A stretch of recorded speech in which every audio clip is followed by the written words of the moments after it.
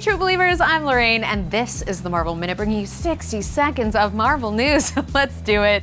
Coming up this week to Marvel Comics, the creators of the legendary Thor God of Thunder series are back together for one last ride with the almighty Lord of Asgard. I'm obsessed with this series, it's so good. 7 years ago, Jason Aaron and Asad Ribic introduced the Thor of the far future, all-father of a broken realm and a dying universe, as he stood in battle against Gorr, Butcher of Gods, wielder of All Black, the Necrosword, and it was awesome!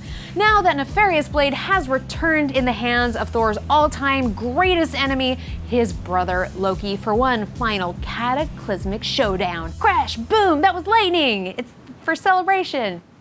Pick it up wherever you get your comics this Wednesday.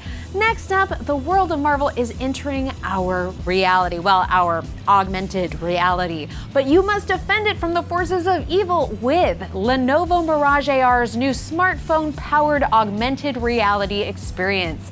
Check out Marvel Dimension of Heroes, available now on Amazon.com. And the clock is ticking down towards New York Comic Con. And if you want to be there, there are only 2 days left for you to win a trip to the con, along with some fabulous prizes. Apply for a Marvel MasterCard from now until September 11th, and you could be seeing me at New York Comic Con. No purchase or application necessary to enter the sweepstakes. You must be 18 or older. For rules and to apply, visit marvelmastercard.com. This week, the upcoming game Marvel's Avengers released an in-depth look at your favorite Jade Giant, the Hulk.